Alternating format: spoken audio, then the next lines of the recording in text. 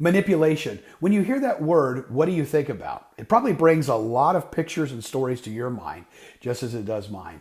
Hi, I'm Pastor Bob Sands. I'm the pastor at Community Bible Church in Dania Beach, Florida, and I wanted to talk to you this first Monday of Holy Week about manipulation. You're probably thinking, what in the world does manipulation have to do with Easter? Well, really everything, because this is what happens in the first day after Palm Sunday in the life of Jesus. I'll tell you real quick what happened in the story. You may have even heard it. Jesus goes into the outer sort of courts of the temple, and he looks around and sees there are a bunch of money changers that are actually ripping people off.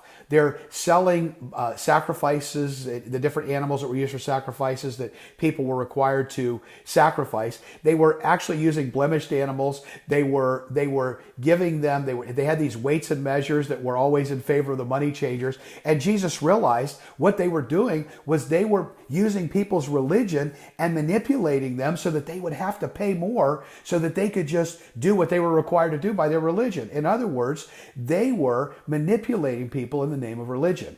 And Jesus, usually the merciful and gracious one, had absolutely no tolerance for it. So it's the story of where he literally wipes out the temple tables, he turns them over, and he goes after them. And then he looks at him and he says, "You will not make my Father's house this house of sacrifice. It is a house of sacrifice. You're not going to turn it into a den of thieves." Wow. Now, obviously, after that, Jesus, surprise, was not popular with the religious people. And this was actually the second time he had done this in the temple. In other words, Jesus hated people manipulating in the name of religion.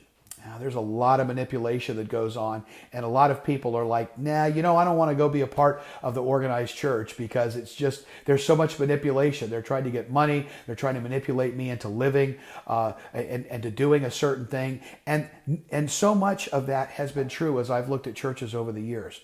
But if you're looking for a different experience, I want to invite you to come and join us at Community Bible Church on Easter Sunday.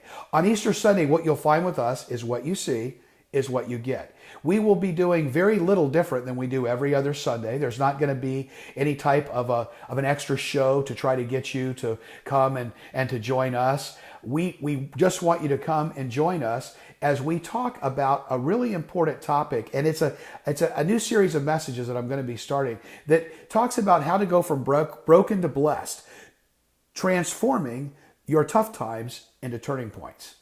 See, every tough time, we all have tough times. And I think when people and churches deny that and say, well, let's just pray about it, they're ignoring reality. But there are ways that we can take those tough times that we face and transform them into turning points. And we're going to talk about how to do that beginning this Easter Sunday from the life of one person in Jesus who really disappointed him.